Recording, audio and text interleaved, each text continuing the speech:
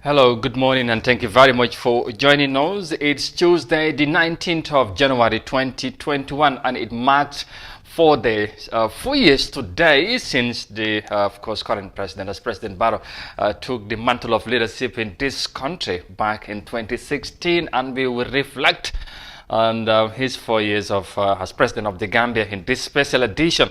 of the Good Morning Africa, right here on Africa TV. Once again, welcome to the program wherever you might be watching around the world. It is always a pleasure to be here with you, and we are going to have a very wide discussion this morning on that, and of course on other issues as well with our guest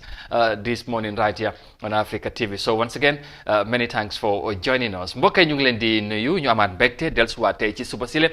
comme niñ koy fas yéene di defee saa su ne bu waxtu bi jotee ñu ñëw diktal leen suñuy xibaar waaye tamit waxtaanee li nga xamante ne mooy xew-xew jamono. tey nag mu nekk bés bi nga xamante ne mooy bés bu am solo tey mu yemook fukki fan ak juróom-ñeent ci weeri janvier ci bés bi ci benn weer mi ñeenti at ci gannaaw la njiiti réew mi président Adama Barrow dal di waat pour mu jiite li nga xamante ne mooy réew mi foofu ci Sénégal. ci loolu nag nañ ci dellusiwaat ci ñeenti at yi nga xamante ne jiit na ko réew mi ñu def ci jàngat yéen jéego lay réew mi jëlagum ak yu mel noonu loolu ci kanam tuuti ak suñuy gan incha allah ñu yaatal ko bu baax a baax. yéen tamit mun ngeen ñoo wax naka ngeen gisee ñeenti at yi ci président Barrow naka la doxaleen bi ak yu mel noonu. of course nañ rafet lu baax pour dégg ci yéen ci li nga xamante ne mooy ci programme bi but balaa loolu foog ñu dal di indi leen suñuy xibaar ci nu mu gën a gaawee den su ko defee ñëw ñu dalal gan yi ñu dugga ci waxtaan bi gën koo yaatal. So once again, of course, we go straight with our studio stories, but equally we'll bring you the newspaper review later. But you can also tell us your views, or maybe you can send us your comments or contributions, as always you do on this program. Tell us about, what do you think about the 4 years presidency of the president of the Gambia, President Adama Barrow. It's been 4 years today since he was sworn in as the president of the Republic of the Gambia, being the third president for this country. That's the smiling coast of Africa called the Gambia. But first, to our first story this morning, because Gambians have reacted to the announcement by the Minister of Health that the new UK variant has been discovered in the Gambia. Speaking to Africa TV, some business owners expressed their concern, saying the country is not ready for another lockdown. And Fatmata Kasim can tell us more details of that in this report. The Gambia government last year imposed tight restrictions, including nightly curfew, to limit the spread of the novel coronavirus pandemic in the country. Like in many countries, the decision affected many sectors, including businesses, as the movement of people, goods and services were all limited to curtail the rapid spread of the virus. With the confirmation of the UK variant in the Gambia, many worried as to whether the government could reintroduce similar measures. Omar Kamara, a market vendor at Serekunda Market, said the COVID-19 is a global menace, but another state of public emergency will further hamper their businesses, saying that the emergency regulation will restrict their movement and affect their source of income. Kamara said most of Gambians live from hand to mouth, and another state of public emergency will affect a lot of families. Pandemic is a global issue. If the government imposes another state of public emergency, they will only restrict our movement and our source of income. We have seen the previous state of public emergency and how it affected a lot of people. Also, a lot of people did not benefit from the COVID funds even after being told to sit at home for months. And 90% of Gambian population live from hand to mouth. Another businessman, Alhaji Ibrahim Jaite, warns that the country is not ready to face another state of public emergency. He said the government should initiate a supporting program for the citizens before imposing another state of emergency. A lockdown, if you create it in this country, you are going to bring problem. If they put another state of public emergency in this country, they only bring problems to the country. Even without the state of public emergency, life is not easy. let alone bring another state of public emergency. The government should consider the less privileged people, because most people working in the government are having millions in their accounts. Even if they don't work, they can still survive. But we are working basically from hand to mouth. What we work for is what we take and eat with our families. Mahmoud Baji, a driver, observed that the state of public emergency will not be ideal, especially with the curfew. He said a lot of people could be affected in different ways, and it might even lead to loss of lives. Lockdowns are crazy issues. God knows. I lost my brother due to the curfew. He was coming from Banjul and running at a speed due to the time pressure. He did not want the time to meet him outside, and it was also raining on that day. The only thing the government should do is ban public gathering, but having a lockdown with time frames could lead to loss of lives. The last lockdown claimed a lot of lives, so the government should look at what will favor its citizens and not what favors only the government. Large-scale physical distancing measures and movement restrictions, often referred to as lockdowns, can slow COVID-19 transmission by limiting contact between people. However, these measures can have a profound negative impact on individuals, community, and society by bringing social and economic life to a near stop. The new COVID-19 variant found in the Gambia has been also confirmed in different countries in Africa. Authorities said they have outlined contingency plans to deal with a second wave in the Gambia. For iAfrica TV, I am Fatoumata Kasim. All right, Gambians are not ready for another lockdown or the state of public emergency, as you heard from the report there. Some of them reacting to the news that the new UK variant, its COVID-19 variant, has been confirmed in the Gambia by the Ministry of Health and Social Welfare, Dr. Ahmad Lamin Samate. And, well, talking about COVID-19, probably will bring you later on the situation or the latest update of the coronavirus pandemic in the Gambia. But for now, though, we'll move on and report on something different from COVID-19 related matters, because now, in a bid to raise public awareness on tax compliance and financial discipline in the Gambia, the network of Gambia's Financial and Tax Reporters chapter validated its 2021 draft activities report. The association aims to promote tax compliance and help authorities to generate more income. Let's have more details of that in this report. The network of Gambia's Financial and Tax Reporters chapter, in collaboration with the Gambia Bankers Association, on Saturday validated the association's 2021 draft activities report. Since its formation in 2019, the NFTR Gambia chapter has successfully implemented major programs with the aim to improve revenue mobilization for the government and raise public awareness for tax compliance in the country. Speaking at the opening ceremony, Abdullah Nyoke, president of the Financial Tax Reporters chapter, commended their partners for empowering the association's program. Nyoke also highlighted some of the association's strategic action plan for the year 2021. Activities 1. Training of 30 editors, head of radio station and online media network on new revenue laws and trade barriers. Activities 2. Public-private sector media engagement dialogue forum on tax compliance. Activities 3. Training of 40 business and finance female journalists on business management plans and tax compliance. We have activities 4. Training of 30 NFT members and committee radios on free movement of goods and people in the sub-region. The acting deputy director of compliance and taxpayers education of the Gambia Revenue Authority lauded the role of the media in helping the public to understand the mandate of the GRA and the benefits for paying tax. Considering the important role the media play in our society, the GRA is very much appreciative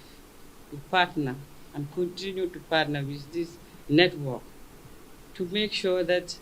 people understand the mandate of the GRA and also our business processes and procedures. We also need to understand the Gambian tax systems and the various types of taxes that exist in the country. We believe that if you are very much au fait and conversant with these things, with these issues mentioned, you will be able to report accurately. Also, you'll be able to inform taxpayers to be tax compliant and also to understand why they need to pay these taxes, where these taxes are going to, and how it is paid. The acting executive secretary of the Gambia Bankers Association, Alaji Jang, also renewed his association's commitment to partner with the NFTR chapter with the view to help upgrade the capacity of their members. With your activities, we will partner with you and support you, especially in trainings. Because currently we have what we call the Institute of Bankers of the Gambia, which we are training bankers and the public. With that, we will try to link you with the Institute so that in your upcoming events, we try to see how to train you on financial reporting. Because I always say reporting is very, very important. When you are reporting, it has to be something factual and something actual. So you cannot just report just because I want to be a report. Whatever you want to say, it has to be something real. The consultative forum availed the participants the opportunity to know the association's programs and activities as highlighted in the report for the next 12 months. With the support from their development partners, including the Gambia Revenue Authorities, the NFTR Gambia chapter intends to widen their activities to promote public tax compliance in the country. All right, and from that report there, we of course come back, and as you had the financial and tax reporters chapter of the Gambia, of course, meet to validate their 2021 activities report, and that's quite very important, and from that report now we'll continue, and as I said earlier on, we have already our guest seated in the studio, and we are going to talk about more on the presidency today because it marks 4 years. I nearly say 4 days, but 4 years, not even month by the way, but 4 years today since the President Adama Barrow was sworn in as President of the Gambia at the Gambian Embassy in Dakar, Senegal on the 19th of January 2017. Barrow officially became the third head of state of the Gambia after Sir Dawda Kairaba Jawara 1970 to 1994 and Yahya Jammeh from 1994 to 2016. Barrow was sworn in the presence of Siriva Tambedou, President of the Gambia Bar Association, then, and of course the Senegalese Prime Minister Mohamed John. Well, Gambia's, when Barrow was newly elected, President Barrow says he will free the country's political prisoners and reverse the former administration's decision to leave the International Criminal Court and lead a transition government for only 3 years. That was some of the comments he made when he was newly elected, of course, as the president or the third president of the Republic of the Gambia. And we're going to have a reflect on the 4 years that he has been president of the Gambia so far. And of course, already in the studio is Doudou Jah, the deputy spokesperson of the APRC, and of course Nyauru Koma, who is the youth president for the United Democratic Party of the KMC. su ko defee rek mbokk yi comme ni ñu ko waxee ci waxtaan bi tey nañ ci def taxaw seetlu bu yaatu ci li nga xamante ne nuñ ko junjee woon ci ndorte bi ne tey moo la maak ñeenti at mooy tey la muy ñeenti at depuis bi nga xamante ne waat noo nañ président Barrow mu jiite réew mi utu ki nga xamante ne moom moo fi nekkoon di président Yahya Jammeh gannaaw loolu nag foog ñu def ci taxaw seetlu def ci jàngat ñeenti at yi naka la demee ñu dalal nag tey dimbale ñu ci loolu mooy Doudou Jah deputy spokesperson bu APRC. Doudou ñu ngi lay nuyu, ñu am mbégte loolu dalalaat la tey ci jotaay bi, ñu bàyyi la nga nuyu ñi nga xamante ñoom ñooy seetaan right now. jërëjëf Amadou di la sant di la gërëm bu baax a baax ak waa Eye Africa TV di nuyu ñi nga xam ne ñooy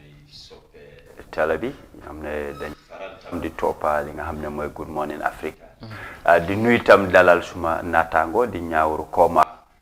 di wax na rek tey moom ñu ngi ci biir kër bi si waxtaan laaj ak tontu. alors jërëjëf am na solo ñu kontaan bu baax ci niñ la amee tey ci studio bi naka noonu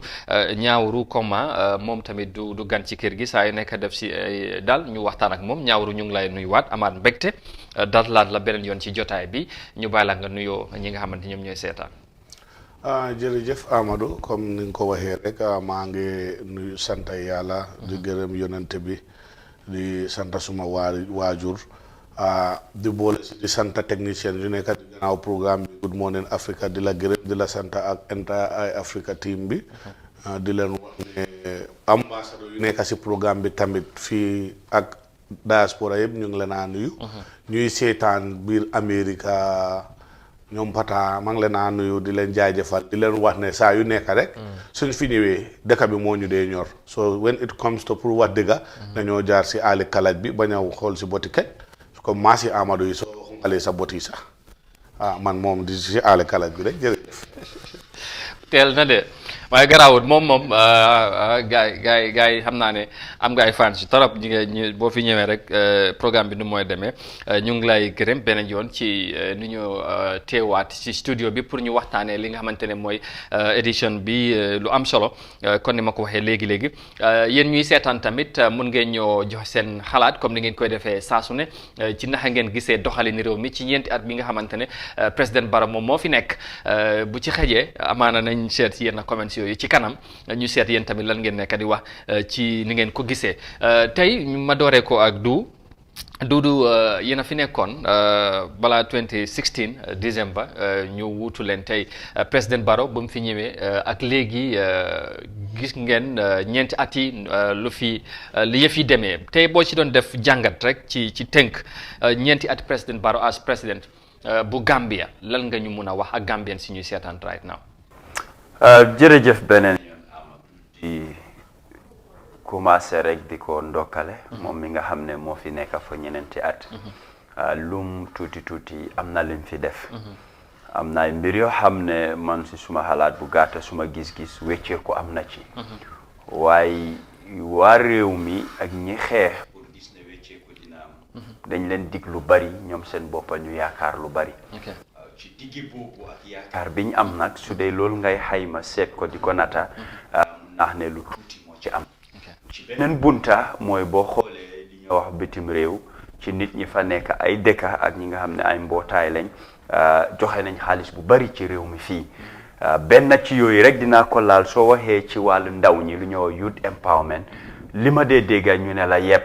ma ne leen yëpp réew mi moomu ko nguur bi moomu ko te du seen xaalis du ñoom ñoo ko dooleel suñu waxee pour dooleel ndawi réew mooy yow sa nguur sa dëkk ñi ko jiite lan la ñoo def pour ndaw ñi gisuma ci te dégguma ci waxuma ne ci ay benn wala ñoo xam ne ay pàccoo la kuréel lekkuñ xaalis wala amul luñ leen defar luñ leen réew laa wax loo fee taxawal ne lii nguur bi moo ko fi def pour ndaw ñi ma joxe misaal ñun suñ jamono comme lu mel ni NYSS National Youth Service Scheme am ne ndaw ñi dañ faa dem bindu jàng ay métier ba munal seen boppa di am ay atel ak yeneen mbir di def nga gis naa nguur moo ma ibil bunta bi am ci lu ma sukkandeku ba mun a yóbbu suma boppa yu mel nii ci bunta yi la ñoo wax gisuñ ko soo waxee ci fànn dooleel jigéen surtout ñun suñ jigéen ñi fii liñ gën a xereñ mooy ci wàllu mbéy mi ci naako yi gardien yi ak yooyu gis nañ ne nu mu fi meloon nu mu farloo woon ci doole gisaguñ ko ñoom nag li ñoo foog a seen dégga bu seen dena mooy defar nañ yoon ay tali waaye afa am côté yum nekk mun naa ne fi mu sampee mbaa soo xoolee ci biir dëkk bi fii yoon yi nu mu mel doo ci mun a kontaan ma ne ba tey des very well yooyu yëpp nañ ci ñëwaat ñu jàngat ko amaanam fekkee dund lépp waaye ci promises yi lan lañ ci mun a def ak yu mel noonu comme noo ko waxee waaye tey pour balaa maa ñëw ci ñaawru out of 10 fekkoon dañ doon def average ban mark ngay jox président Barrow ci force yi si nga xamante ne jiite na ko réew mi naa ko jox 2/10 2/10 ok mu ngi noonu ñaawru dégg nga ni ko Duudu jàngate of course yéen ngeen bokkoon seen parti ci xeex mi ba ngeen génnee fi nguuri président Jammeh tey ngeen ñëw 4 years lu ci xew yëpp balaa xam naa nañ ci ñëw waaye tey yow tamit boo si doon def sa analysis jàngat 4 years président Barrow ci réew mi lan nga mun a wax ñuy seetaan jërëjëf comme suma naataango bi nu mu ko waxee d'accord naa si lu mu wax ne lu si ëppa mooy luñ diggee ak luñ gom ñu doon saani karta pour isi wéeceeku bi luñ yaakaar ak luñ gom su nekkee téeméer la lu ci am lu ndaw la waxuñ ne nga oo keena yow nga dooleel ko nga jox ko xaalis mu lekk ko o nga am foo xam ne da nga ko féetoo because yow sa intérêt bopp la nga féetoo sa région ngay def foofu i mbir loolu taxut Gambie lañ wax so mbir boobu ànd naa si Duudu Jallow mu wax dëgg la ñun xanaa ruus ak yaakaar bu tas moo ñu fi rey ko bu mu doon ñëw du lii lañ doon yaakaar du lii lañ sentu woon si Barrow luñ sentu woon si moom nekkul ne affaire yi foundation stones foo dem foundation da nga am basic foundation pour proper governance ak reform lii mooy woon idea bi yeneen su si amee yooyu bonus la xam nga lu ma jaaxal si Africa fii lu tax African presidents are always building white elephant projects and talking about ñuy wax infrastructural development di gën a faate lu gën a ñor doomi aadama mooy human resources development because soo diggee réew neex na nit yi seen boppa yi ñoo seeda seen dunda bi yomba suñ demee lopitaan ñu mun a am garab ñu mun a am access to the basic amenities yoo xam ne doomi aadama soxla na ko léegi loolu soo amul yow yaa ngi ñoo wan ne maa ngi sampa 4000 classroom ak 1012 man musuma dégg président ni àdduna mu ñëw mu ne sampa naa I12 Barrow lekk laa dégg mu sampa 12 di ko wax si plateforme di kondamoo I12 a dégg Gambia ñun demuñ déedéet ok tey ci fi nga ko daaneel yow tamit naa la laaj boo daan def sa assessment tey boo doon out of 10 comme du nu mu ko joxe ban mark ngay jox président Barrow out of 4 years ci lu mu defagum ci réew mi ala kulli haalin ak suma diggante ak yàlla the first time dama la dee jox 2 all the time danga ma dee laaj 2 laa la dee jox ak AFD yaa ngi fi su ma la 2 one thing I can tell you loolu the Gambian fought it with him waaw léegi maa ngi ñëw the Gambian fought with him ñaar 2%. ok 2%. loolu leer na ñoom ñaar dafa mel ni kon dañ ci yemoo ci mag bi 2 out of 100. waaw 2 out of 10. waaw 2 out of 10 ok mu ngi noonu leer na su ko defee nañ gën a soobu léegi ci waxtaan bi danaa des ak yow ñaawru yaa ngi wax ne di ngeen rus yaakaar bu tas Gambien si xanaa lu fi président Barrow def ñeenti at yow ngay wax ne dafay toog mu ndamoo ci développement yu mu fi ici Gambien si du li leen doon xeex ci 2016 lan moo tax nga wax ne sax yaakaar bu tas loolu dafa doy waar. xam nga man li ma jaaxal nit ki doo wax ne diw dafa bon def doon liggéey Yaya Jammeh dafa jubut dafa jubati lii ak lii la fi def man su ma ñëwee si interview dañ ko fee teg am naa junne ñoo xam ne dañ jàng mun naa liggéeyaa ñoom dama bugg a réforme bugguma liggéeyaa ñoo xam ne dañ liggéeyoon ak président bu fi nekkoon yow léegi système boobu moo fi neewaat baak te xam nga réforme soo ko waxee système bu fi nekkoon li nga xeex yow li nga góob nga ne loolu baaxut yow loolu nga fi def au moins sax xam nga te loolu baaxutoon nañ waxante dëgga ji nga Yaya Jammeh dama dee wax saa yu nekk suñoo blame a government and the president when it comes to comme askan APRC bi majorité bi yeneen yi lu ñoo dégga nii news la si ñoom xamuñ ne mu ngi xew si réew mi luñ gis ne mooy développement yuy xew ñun loolu lañ mun a système bi lañ wax waaw système bi boobu mooy ne majority waaw don't condemn the greater party of APRC the administration and the system and the system is orchestrated and controlled by individuals loolu tax commission bi ooyu fa APRC de individual yi lañ di ñoo xam ne ñoo def njaaxum so léegi li ñoo wax mooy ne waaye système bu fi bonoon boobu la président Barrow maintain di doxal ak ñi ko doon def ak ñi mu doon bañ loolu nga bëgg a wax waaw te luy wax bi mooy ne système boobu noonu dafa am lu tax Gambien bi bañ ko man tey soo ma tegalee boxi Barrow ak boxi Yaya Jammeh su nekkee Yaya Jammeh less the arbitrary arresting the detention, the tortures and the murder man when it comes to patriotism loving this country having vision having foresight loving one's nation I give my vote to Yaya Jammeh. waaye li nga lim noonu. xaaral da ngaa xaar lii foofu lañ di amee yeba. waaw non waaye li nga wax tamit dama laa ne loolu bu ko xeeb. li nga wax. kii si yoon boobu la jublu xaaral ma wax la. waaye bu ko xeeb xaaral ma wax la. ak tamit ku la jox démocratie. xaaral ma wax la freedom nga ñu mun a wax fii. doole dafa power is intoxicating. waaw power tends to corrupt. Absolute power will corrupt absolutely. fii nag soo ñëwee Yaya Jammeh was not like that. Was it not is like, through was time. Not, was not like he what? has never been like that. He didn't just grow up and start doing things like at lu ñoo wax si moom. Barrow commencé na de radio station yi time Yaya Jammeh dañ ko dee teg fii tëj nañ fi King FM fii de. waaw dañ fi doon tëj nañ fi su Membe Kérin fii de. waaw jour amuñ benn reason yóbbuñ kenn code directive la tëj leen léegi boobu ak bu Yaya Jammeh lan moo ute tëj de tëj la. tëji Yaya Jammeh tëji Barrow yëpp tëj la 3 years jot na yaa leen jox permit ñan leen génna leen ñu génna balaa ñu start seen franchise boo xam ne yaa leen jox legal permit Yaya Jammeh one thing he will not do, he will not even give you permit he will not give you permit when you come out public order act bi ñëw these people they will give you permit to allow you to come out and they will attack you, arrest you and charge you public. waaw bu la joxee tamit ñaari ban moo gën a criminal. bu la joxee permit defuloo lu nekk ci permit bi tamit loolu. permit bi time bi ñu wax. time boobu lañ fa nekk. time bi ak place bi ak plat bi foofu lañ nekk. waaw Ablaye you were not there xam nga lan moo ma dee naxari yow. man maa ngi fa in the front line. te Ablaye laa tudd. naka la kii tudda Amadou. sorry Amadou non da nga teel a jaxasoo. non jaxasoo ma. yow tamit man lu ma jaxasoo. non soo waxee man nekkuma foofu. Haral dang ma har. Acha demal. Man the front line 3 years. I was arrested. You don't know it more than I do. No, why? When the things were boiling, you ran. Bro, that's not the topic there. Yeah, that is not stopping. What I'm telling you. All the people, I was the guy standing at the junction in Old Joe's one. If anybody was there, if you have a footage, I was directing everybody to go to the converging point. Ben motor rombut side bi because we have military people, we have paramilitary people controlling ñuy dem ak ñuy duga. So ñun balaa ñoo convent man balaa maa jógee suma point di egga fu ma dem bali start nañ di dem pum pam tear gas. So léegi dama la laaj dama la bëgg a laaj ku du jox permit soo génnee mu téye la si luwa ak koo xam ne daf laa jox kay mu doole la mu ne génn mu tapaas la léegi fine léegi dañoo ñëw lu indi 3 years jot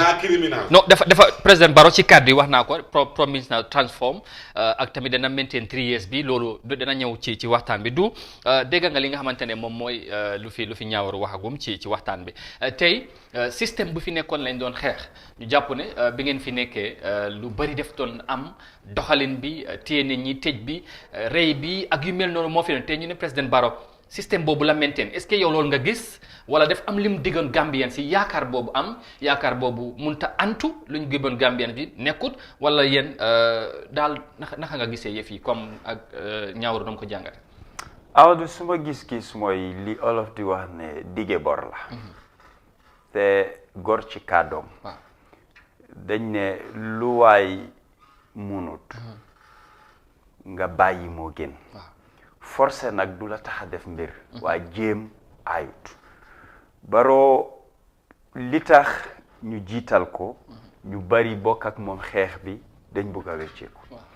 waaw wecceeku nag ci fànn yu bari la waaye ñoom seen boppa dafa am luñ diggee luñ dig ndaw luñ dig ci wàllu dund bi surtout ci wàllu reform security sector reform civil service reform dige yi ma ne la gisuma ci benn bu am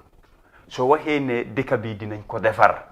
li ma fi liggéey ñaari nguur yu passé liggéeyuñ ko man dama góom ne loolu waxi naxaat est-ce que loolu xel mën na koo jàpp du boo waxee ne liggéeyu dara amul wecceeku amul du mel ni tey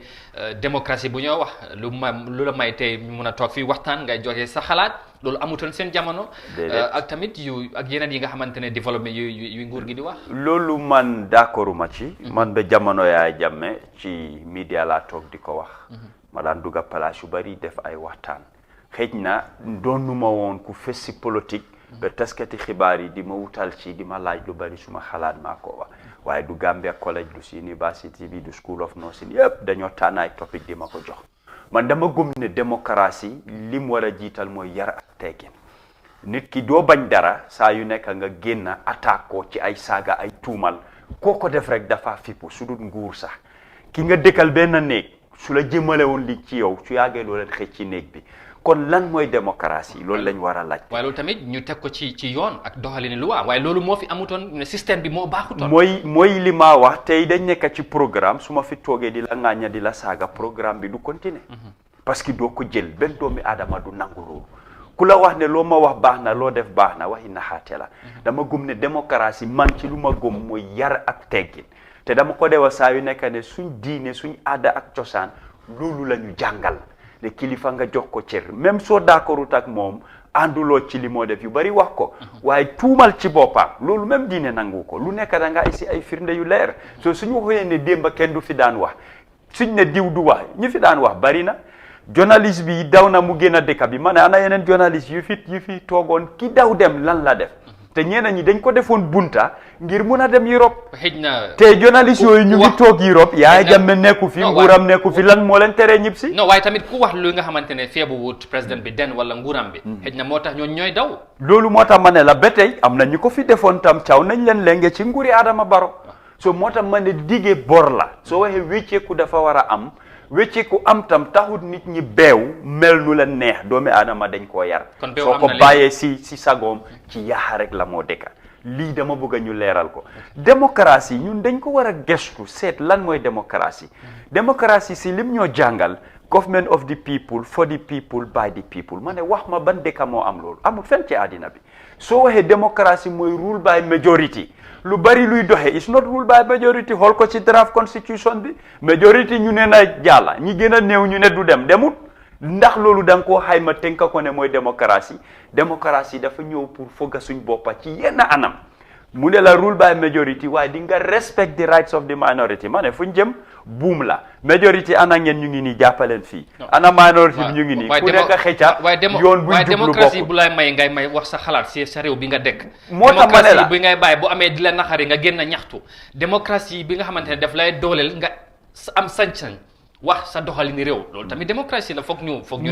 même Europe nekkut ku mu neex rek nga génn ñaxtu lu nekk dafa am lu ko waral nañ ko di leer am na ñu bari ba biir Europe bi da ngaa bëgg a ñaxtu duñ la ko may ndax ñun ñoo leen gën a nekk ci démocratie ñaxtu ak lu dépôt ak sa loi réew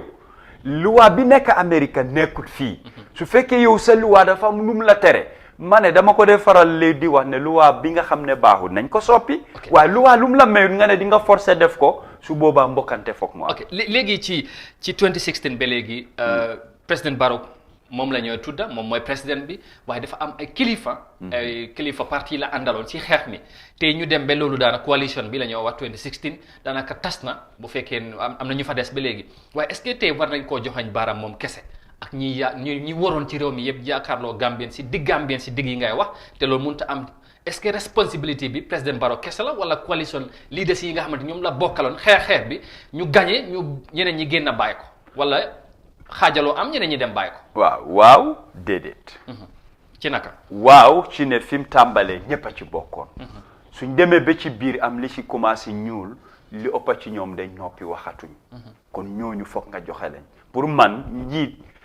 doo fa nekk bi moo neex wala bi ngaa ut. mu dem tolof ñëw nga beddeeku ro ci sa boppa tee sa làmmiñ. kon foofu njuumte am beddeeku am na. waaw because gis nañ fi njiit ñuy wax ne bu leen ma forcé ma wax li ma xam su ma ko waxee réew mi tas.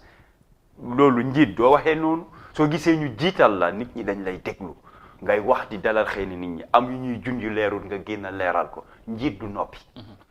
njiit du noppi dafa war di wax su amee lu xew da ngaa wax su dara xewut nga wax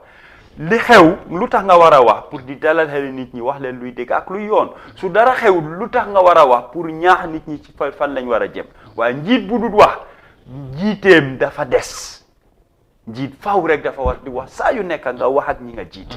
ci neex na ci métti na li tax ma ne la waaw ak déedéet waaw ci anam bi nga xam ne tey ñooñu ñi fa nekkoon démba nekkatuñ fa léegi moom moo ko foog tey mu am doole war a mun a doxal ci lu bari te defu ko moo tax ma ne la waaw ak déedéet démba ak tey loolu lay isi biñ fa nekkee ñoom ñëpp am na li waroon liñ war a def defuñ ko bu amee ñu génn tey moom ba tey mu ngi fa des moom demut dem mu ngi fa te ba tey doole yum yoroon la yor kon ba tey war naa mun a def ok ci kàddu yu njëkk wala maa ñëw ci ñaawul rek bokkoon na ci mooy ñeenti at lay toog mu bàyyi gis nañ ci diggante boobu am li ci sanse ba mu continuer juróomi at ba kii wax na 3 years bi juddu ci diggante bi ñu bari tey ñu doon joxoñ baaraam parti leader bu UDP moom newoon na jamono joo bokk na ci coalition nee na Barrow juróomi at lay toog bu fekkente ne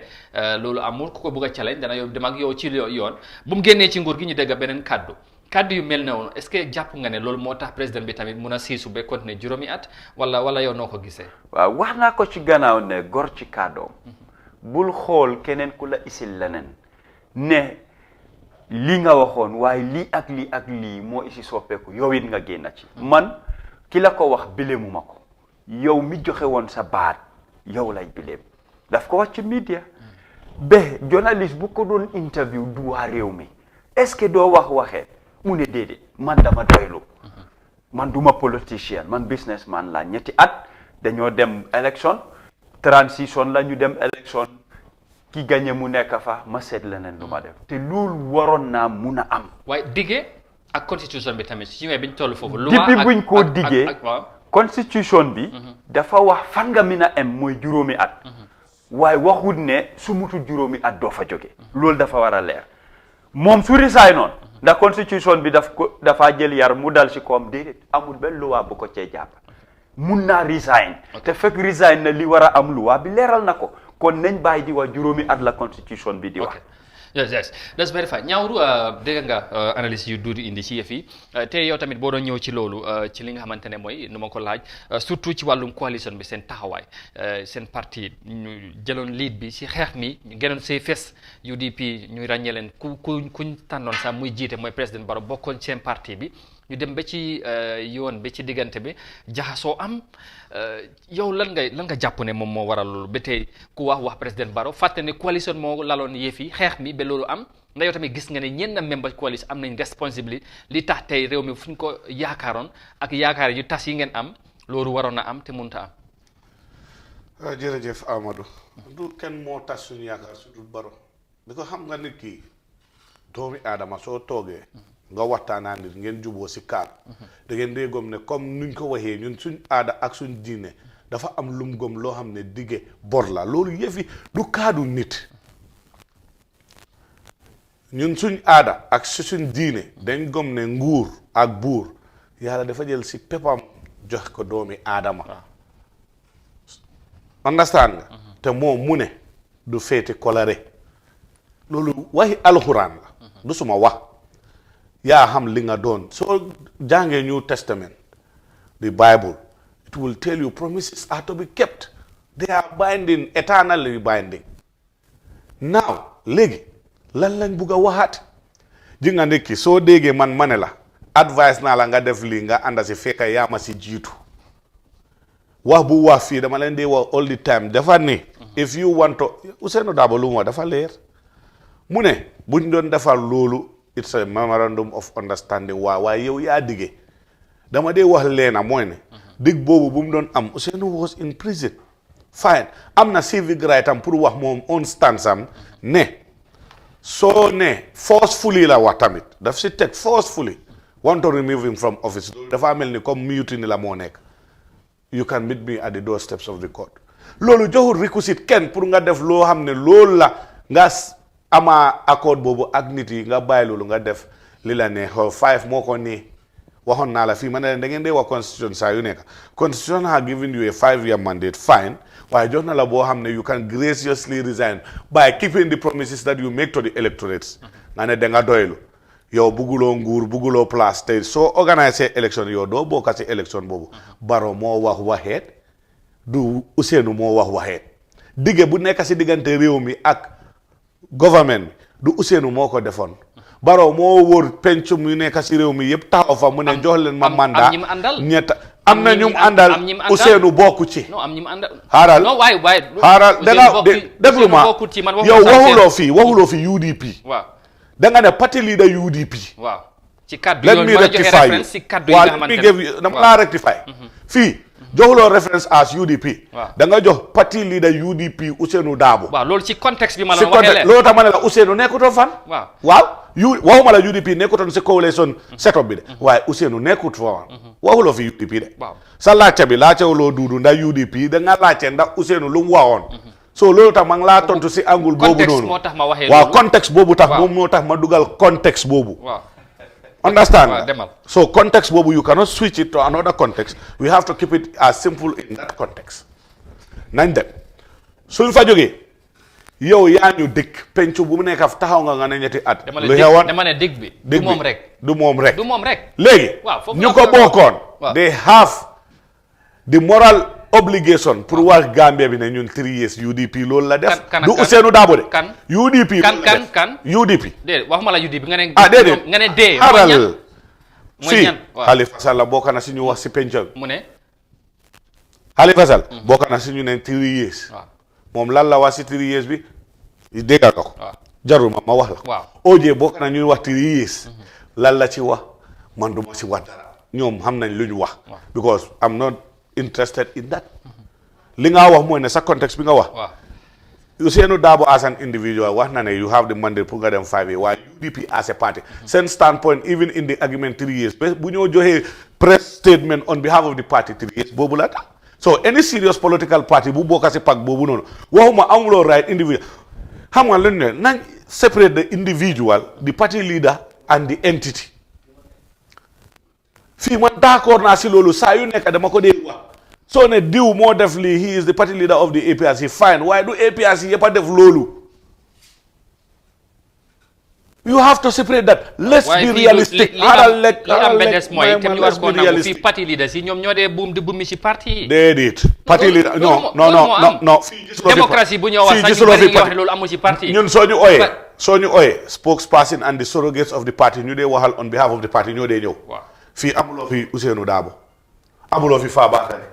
fii Dudu Janga fi am ak ñaawur. so you cannot say Fabakary mu ne. APRC ñu ne because Dudu Jaa is the spokesperson. yow li nga fi wax. xaaral ma wax la Amadou. is the spokesperson su waxee. gom nga ne kaddu boobu APRC la jógee because he is their mouthpiece. yes UDP has a medium pour ñu communicate official UDP decisions. if Ousainou Darboe says so that doesn't mean that it's the UDP that said so. léegi Barrow mooy di president of the Gambia am na spokesperson léegi Barrow bu waxee xanaa du président bi moo wax. Barrow is the president. yes am na spokesperson. moom bu waxee loolu mooy lan. Barrow moo wax. léegi duñ dee wax parti leader bu waxee loolu mooy lan. fii dégguloo fii. non parti leader bu waxee loolu mooy lan. dégguloo fii xaaral ma séparé na ko. léegi musuloo dégg fii man ma ne. Barrow moo wax government moo wax déedéet. if the government spokesperson Sankare ak Aminata Bojang exemple bi ngay suñu waxee ma ne la the government of the Gambia waaye digge yu xew Barrow moo digge te Barrow is the executive president of the Gambia. léegi there are two entities. te ñun duñ dee mistake si yooyu. Amadou duñ dee mistake si yooyu. ñun dañ ragle bokkuñ si mbojo nation. léegi duñ dee wax loo xam ne xamuñ ko. we are not clueless. ñun we are not. we know what we say. we saying things that are factual and reliable. nañ ko teg tamit ci ñun boy yow da ngaa gis constitution bu nekk sa kanam Barrow ak groupe am bi ñu violate ko léegi yow sax nga toog nga ne dañ ko resenaan because of a constitutional blunder. that is what is not expected of an administration with all the apparatus at your disposal. li ma laa wax ne si gàttal mooy ne léegi ci contexte boobu ba ma bëgg ñu tëj foofu ñu dem. tey ndax mun ngaa nangu ne politicien Gambien dañ or Gambien si mooy ñi nga xamante ne dañ demoon wër Gambien si dig leen maalo dana wàññeeku teel a dunda gën a seer yow yaa ko fi wax 1300 saaku maalo courant bu doy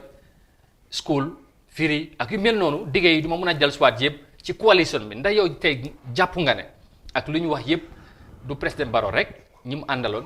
or nañ wala disappointed Gambien si. déedéet nanguma si loolu président Barrow or Gambien yi. non loolu feewul. xaaral ma wax la damaa ñëw si risit président Barrow buñ toogee ñu taana ko as a coalition candidate ba mu falu mu nekk président dafa sworn in as an executive president. coalition partners they have no constitutional mandate to impose even what they agree in principle si coalition bi they cannot force it. It's the president who is the CEO and the chief servant in the country ku mun a implement génnee policies yoo xam ne yéen a ko d'accord moo amee lenge bi. So in as much as even these political leaders want to have changes, if the president doesn't pay heed, what is going to happen? Nothing will happen. su ma la déggee président Barrow fail na Gambien si. moo fail Gambia bi si ñeenti at. isil ñu maalo yu doy ak price bi wàññeeku nga isil ñu xeer nursery school. loo bëgg a wax. isil ñu dëkk bi security sector reform ñu mun a gis suñ dëkk bi secure buñ am intrusion from foreign forces isiloo ñu nga isil ñu duus. waaw léegi danañ ñëw. xaaral baalu bàyyi ma loolu waxoon nga ko. bàyyi ma dama ko repeataat dama ko amplify because am naa ray pour amplify ko because da nga laajte lu tax ma wax loolu bàyyi ma wax lu tax ma wax loolu jaar si Ali Kalaj bi rek président bi yaa am doole yaa am économie revenu bi yëpp yow yaa ko dee expense yaa dee joxe dépasse yaa dee dépasse xaalis yi réew mi moo tas yaakaar yaa tas suñu yaakaar yaa ñu dellu gannaaw yaa ñu dig loo xam ne defuloo ci naada defuloo ci nothing Barrow defu fi anything nag lu ma jël xanama denal suma kaddu tey dem naa ba base démba ñëw naa ba fii man yoon yu ma daw yëpp ak yu ma jaar yëpp yooni Yaya Jammeh la gisuma yooni Barrow man xaw ma xeer yu mu dee teg yoon yooyu fan la dee jaar di dem dégg nga bëggut a gis wala non man ne la jógee naa basi man de yoon bu mu teg xeer bi di dem koy na noonu yoon boobu de garaate laa fa fekk fekkuma fa dara luy yoon xeer laa fa fekk waaye yoon yu ma jaar yëpp jógee cross NBR ñëw ba CRR crossaat ñëw ba URR jógee URR ba Kombo gii fii ak suñ mbeeda yi yëpp yooni Yaya Jammeh laa dee dox de ma yooni Barrow that's fine moom économie naka xaw ma fan lañ dee jaar jërëjëf kooku ñaawro dégg nga li mu wax mu ne daal président Barrow moo tas si yaakaar Gambien si Doudou same question naa la ko laaj ci li nga xamante ne wax nga ko ci digge yi li ñu fi diggee woon bari na buñ leen fi jëlee ba léegi tey yow boo doon def ndax joxoñ baara wala ndax foog nga ne politicien si mooy parti leaders yi nga xamante ñoom ñoo booloo woon war réew mi digge yooyu donte ne président Barrow moom moo jiite ndax tey jàpp nga ne tey politicien yooyu wala parti yooyu ñoom ñoo or Gambien si wala yow tamit dangaa joxoon président Barrow sool ni ne moom mooy président moom moo feel Gambien si digge yi nga xamante ne defoon na ko. jërëjëf Amadou ñaari mbir moo ci nekk man suma gis-gis or mu ngi ci naxaate mu ngi ci soo waxee or mooy li nga am nangutoo ak nit ki nga génn ci loolu mooy or boobu su ma koo jox Barrow moo amoon doole bi parce que moo nekk ci boppa bi moo jiite mooy dogal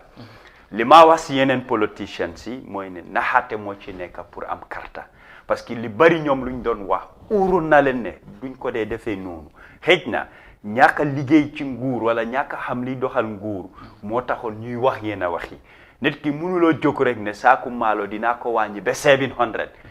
war am nga sañ-sañ bi ne suñ toogee dinañ wàññi maalo waaye ñaata doo joxe lim parce que soo déggee maalo di wàññeeku fi moo jógee di ñëw ak ñi ko fee dugal maanaam ci wàllu taxe loolu ngay wàññi price yi mun a wàññeeku waaye ñoom buñ toogee wàññi wuñ taxe dañ ko yokka kon maalo bi du mun a wàññeeku man loolu dama ko gis ne ndax nit ñi la woon pour mun a am li nga bëgg ci nit ñi waaye bépp bu ci munti am naxaate baaxul waaye or moo gën a bon parce que or dafa tas yaakaar waaw kon yow tamit bu ma la déggee mooy am na fi nga xamante ne président Barrow moom moo responsable beneen bi coalition ma la parti la ñoom ñoo ci bokk bu ma la déggee ok loolu leer na léegi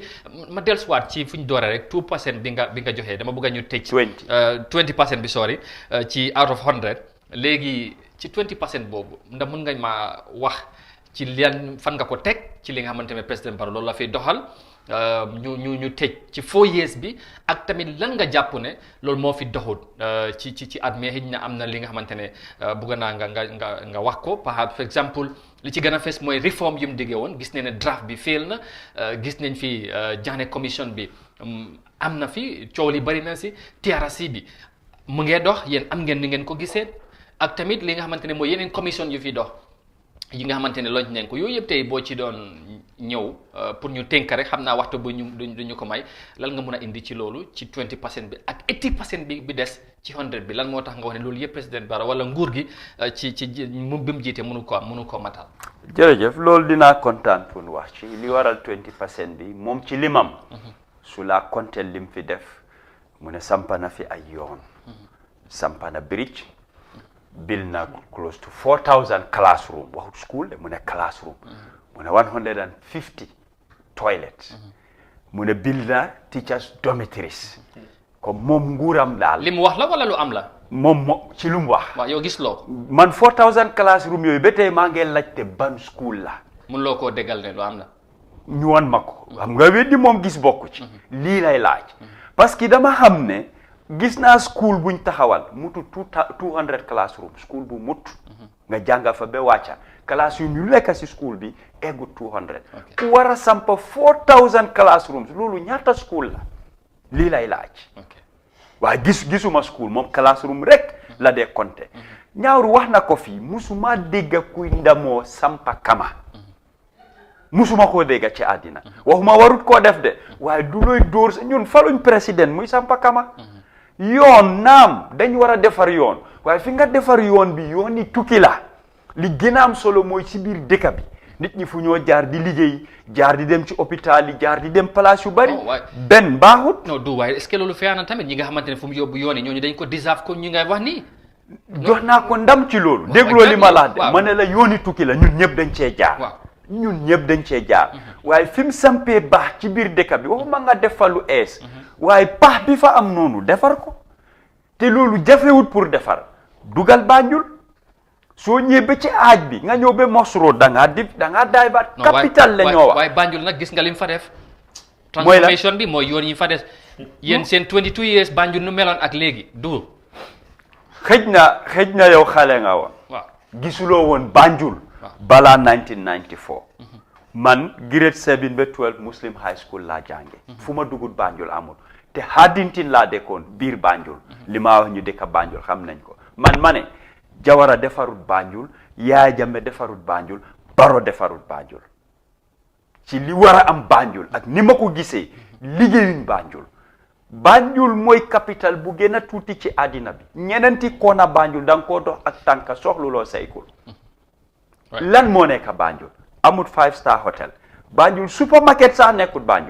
Banjul amut cinéma amul benn dara lu la mun a attract liggéey wàcca na nga dem Banjul Bush Town nga ko waaye yow wax nga fi Jawara nekk fi about 30 years or so Yaya Jammeh 22 years ak Barrow mi nga xamante ne 4 years la ñoo wax tey lim defagum rek est-ce que ñale buñ defal loolu wala try loolu konoon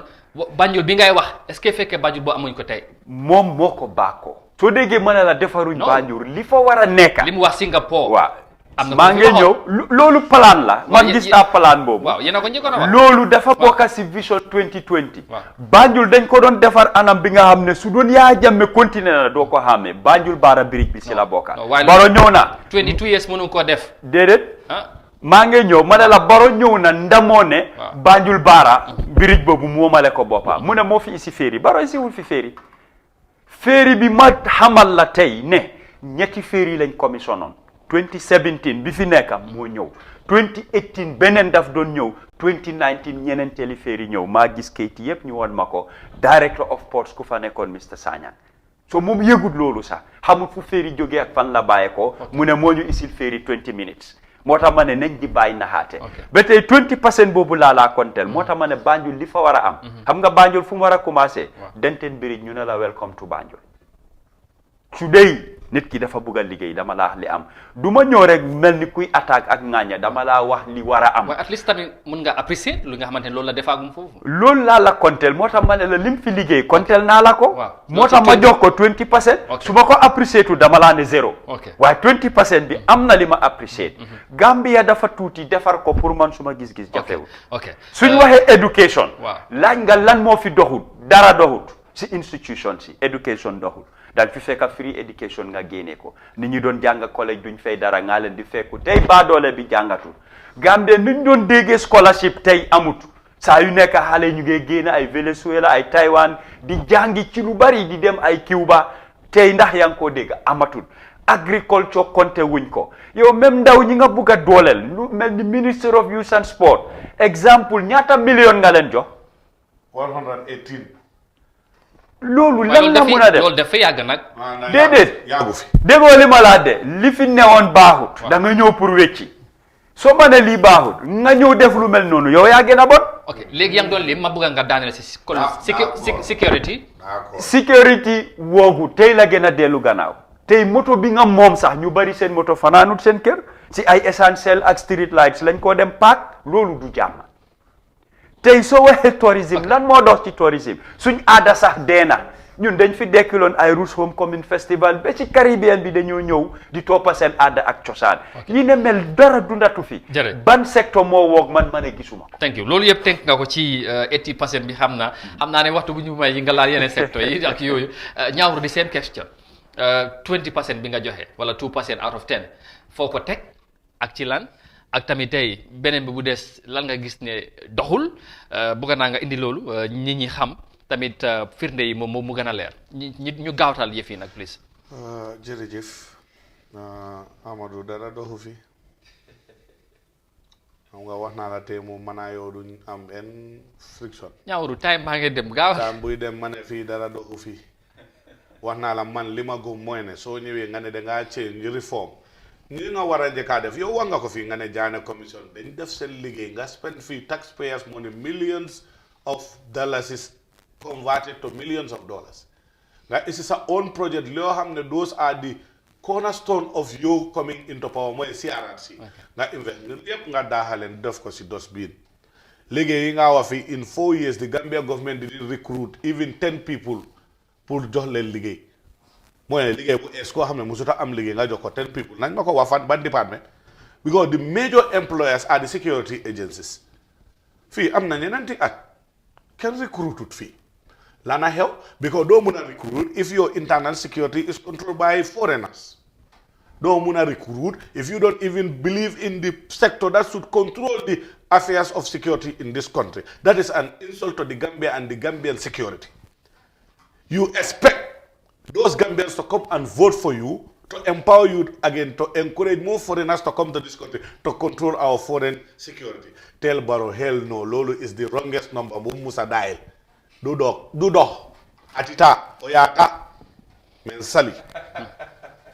Angé nga li man aw Gambia fi société dafa am yoo xam ne def pathétique yow nga ne health sector bi soo ñëwee da nga make so ñu am robust health system.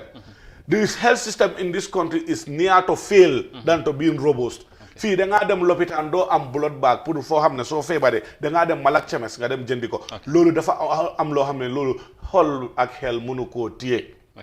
Fii nga toog nga ne security fii drogue bu dugga Gambia at bii nii. In Barrow's government, 3 tons of hard coke. You're talking about other small issues? That is the biggest issue of the century for the Gambia. In 300 years, you must know amlulu. Waholo si dara. Instead of nga defal ñu lu nit yi buga nga def thorough investigation nga ñëw was in my Barrow voice task force. Looy task force? Task force pour la xarama wala leen. Ñun Gambia bi fii. Den sona si i task force yi Barrow. Den sona i commissions. Ñaata commission Faraba commission. The findings are never implemented. Before even the end of the commission, that is called being clueless of what you're doing. Because loi mayut ken dole ko xamne convicta guñ ko pour president pardon ko. Fine. Lolu nañ fofu. Janneh commission under the carpet. TRRC bi mu ngi dem. The 1997 constitution dama bëgg rek ñu jeexal.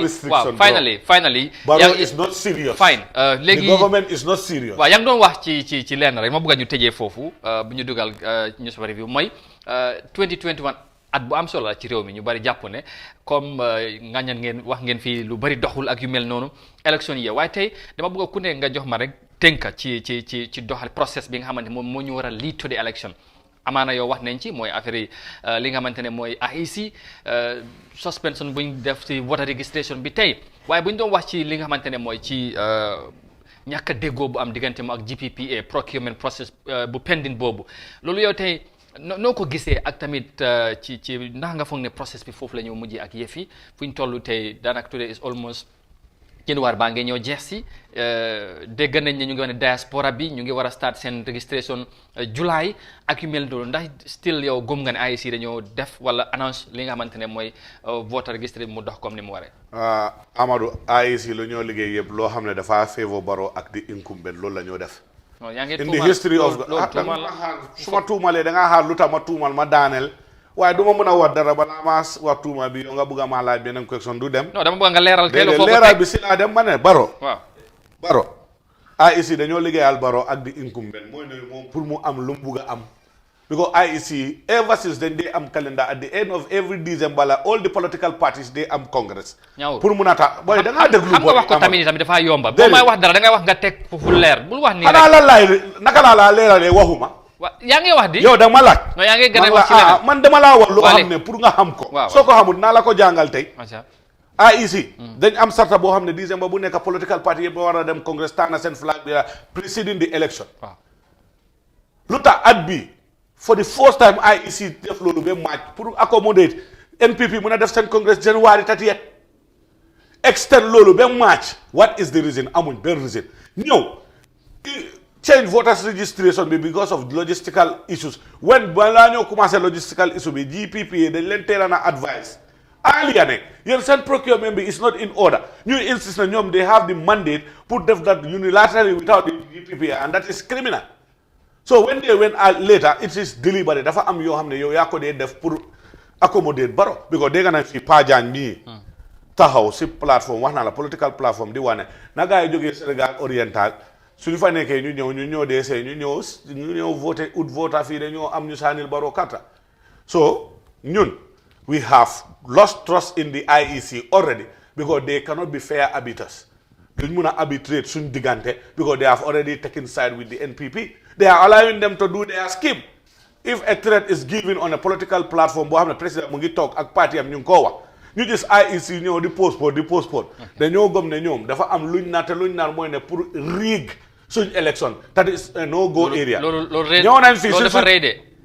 nañ fii si suñ constitution bi. rig election la wax de. génnee spot counting boo xam ne yow nga ne loolu moo isi change lu tax nga war a change spot counting for what. soo gëmee ne yow da ngaa gagné lu tax ngay change spot counting te loolu moo la teg nga toog. jërëjëf du jógee foofu constitution bii nii bu ñoo isi di change i clauses yi nii buñ ko doon pay out is forever xanaa beneen government ñëw introduce ko waaye ñun duñ si d'accord tey our stand is especially that retroactive law ñaawar may ñu tëj du fi am. waaw ñu Barrow sa tëjee 5 years yi boo kana si 10 years bi de su la neexee nga ree su la neexee bu ree. ñu tëj foofu yow noo gisee process boobu seen diggante ñi nga xamante ne mooy diggante GPPA ak IEC ak process bi ak cancellation bi ak yëf yi dégg nga lu ci ñaawru wax. yow tamit sa xel tey na ci yëf yi dafa mel ni yëf yi daal am na nu mu ko gisee moom. waaw xel moom tey na ci waaye ci beneen anam IEC génn nañ leeral bokk naa jotaay ak Joseph Koli mu am lu bari lim wax suma noppa may ma ko. ba si programme boobu li ma ko wax mooy bi ma doon ñëw fii ni ma doon xalaate ak li ma bëggoon a wax soppeeku na ngir li nga wax nii ma dégg ko jàngee naa ci ba wécci na ni ma bëggoon a wax ak suma xalaat. waaye ci bunta boobu lu ñoo wax outsourcing mooy ki ñoo jox pour mu yor mbir yi defar ko. ñoom kiñ ci taamu mooy ESI compagnie la bu nekk in Canada. waaye woon na ma fan yii rek ci mutu 2 weeks sax ma gestu gis ne am na ñu ñoo wax Smart Business Group. ay Gambian lañ doomi réew ne te mun nañ koo def. ñu ngi am ay international partners defal nañ ko lu toll ci fukki réew ci Afrika. bala ngaa joxe ci biti nañ dooleel suñ waa réew. te li ma bugg a wax tam mooy réew mi suñ réew la ñun ñëpp politique ku nekk am na fi nga far ak li nga bugg a waaye bu ñeneen ñi jàpp rek ne ñii dañ ñëw pour ŋaañ. déedéet man tey su ma amee bunta pare naa pour dimbale nguuri Adama Barrow waxuma partem ne moom nguuram jàppale ko ci bari ci su ma gisee ak li ma foog li yóbbu réew mi kanam suñ ma ibilee bunta boobu pare naa pour def ko ne du wax kese ak ŋaaña. waaye lii bëgguloo dem kon. du moo tax ma leeral ko waxuma partem nguur bi laa wax. waaw nguur ak parti bokkul. dëkk bi su doxee mu ne su ma njëriñ moo ci nekk. kon lépp li ma ci mun a def pour yokkute réew mi. ak lii saxal jàmm pare naa pour def ko ci di woote di wax di ŋaññi ku jiite IEC Alieu Momad Njie di wax ne doxalinam doyatul leen ak process bi nu moo demee ndax seen xel gannaa tey ci nu moo doxalee wala ba léegi ak li nga dégg ci joolum la wax léegi yéen gëm ngeen ne doxalin bi amaan na lu fi amoon am na waaye mun naa changer.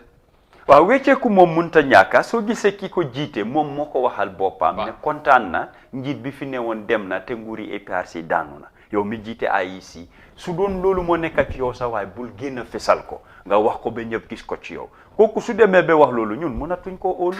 te lu bari lu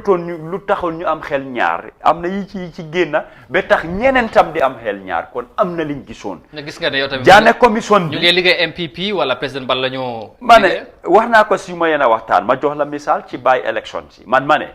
Covid terewut ne ñu sànni carte dëkk yu ñu ëppa cases ëppa ñu mbooloo def nañ élection ci biir Covid délai bi pour may NPP la ñu prépare mun a ut candidate defar seen boppa waxoon naa ko fi si su ma gis-gis lay wax su ma xalaat bu gàtta lim ma may te wax naa ko ci validation workshop dafa am lu ma doon junju ñu ne maa ngi jéem a accuse IEC ma ne du ma accuse su ma xel liñ ma may laa indi yi fi congrès bi ñaawru wax na ko fi wax naa ko ma ne léegi nañ xaar yeneen ñaari at ci kanam da IEC dinañ ko yokkaat ba match parce que December 2018 ñëpp lañ forcé ñu dem te loi bi ñaari at la wa ñaari at nag tegul ci ay weer. waaye sax defagu leen est-ce que buñ ko bayoon December. ñoom ñoo ñu ko may suñu waxoon December def nañ bu yàgga ñoom ñoo ko xëcca ku la xëcca nag ne la mun ngaa xaar ba ci kanam da ngaa gën a defaru ñoom ñoo maye bunta boobu. waaye lan moo waral maye bi. foofu lay laaj. mooy ne loolu rek pour ñëw dugal fa. luñ fa bugg a dugal nit ñi suñ amee ñaar xel ñoom ñoo ko maye. waaw Remi Joyner yow naka nga maye. président di toog the seat of government mooy Banjul si capital bi Remi Joyner is part of the regional executive yow nga ne loolu xamuloo ko ba nga dem nga appoint ko as the deputy chairperson of the IEC. élection boobu kenn du la musa óoluwaat bro. ok léegi ñu tëjee ko finally ci benn rek Mr Mendy taxaw na pour mu indil ñu xibaar yi xam naa da ngeen toog ñu def ci jàngal yenn xibaar yu si ne waaye am na Africa bu mu waxoon ak presse bu ñu interview président Barrow am na kaddu bu mu waxoon mu ne politique lu ne xëj na ci loolu nag ñu ngi ci at bi nga xamante ne mooy élection bi loolu dama yóbbu ci coalition mooy booloo alliance na mun naa am diggante APRC ak UDP ku nekk benn ak tey UDP ak président Barrow NPP yow ndax gis nga loolu lan lu mën a nekk la ci politique sentiments aside. UDP sentiments aside politique laa la politically waaw da mun naa nekk ak NPP politically du am. sentiments aside. sentiments aside we don't share the same values we don't believe in the same Gambia UDP APRC possible mun naa am. today politics nga wax. it was never thinkable before. déglu ma politique nga wax. wax naa la fii. ma ne la reasons for a union loolu moo dee am. waaye for NPP it's a non-starter. good yeah du. man li ma xam ci politique daal lu nekk mun naa am. léegi yow gis nga NPP UDP. mun naa nekk. non bàyyi. waaw man suma gis-gis. politique la. lii ñëw léegi yow da ngaa wax sa xalaat waaye am na mbir fu mu dee toolu léegi nga nanguloo buggu tool. ngir dafa am lu ko waral moo tax ñu ne politique yi fi intérêt suma gis-gis laay wax mun naa nekk. kon man daal daaxuma dara. waaw gisuma kenn ku tëj APRC NPP APRC UDP wala GDC lépp mun naa nekk politique la te ñun ñëpp ci réew mi lañ nekk li ñoo ut luñ bugg a gis mooy réew bu am yokkute di jëm kanam. su ma gisee nag ne fi maa dox kii tam foofu la nekk di dox. xëj na démba bokkuñ woon yoon dama jaar nii mu jaar nii. waaye ñu dox lu sori ñu commencé daje ñun ñaar lu tax mun a ñoo bokk da acca mu ngi noonu ñoom ñëpp su fekkee ne intérêt réew mi moo leen tax a jóg amaana lu mun a nekk la comme ni nga ko waxee waaye daal dégg ngeen kàddu yi ñu fi wax luñ ci war a mun a wax bari na ci ñeenti at loolu pour ñu wax ko ci benn 1 hour du doy am na lu bari lu des lu ñu waroon a waxtaane waaye time bi du ñu ko may léegi lu ñuy def mooy dañoo jël a short break dañu ñëwaat indil leen Mr Abdoulaye Mendy mooy suñ doyen mu indil ñu tey newspaper si lan lañ xëyee ñoom tamit si seen xibaar ñu tëjee ko waxtaan bi suñ gan yi def ci jàngat léegi we'll come back right after this comment break with the newspaper review. Stay with us, we'll be right back.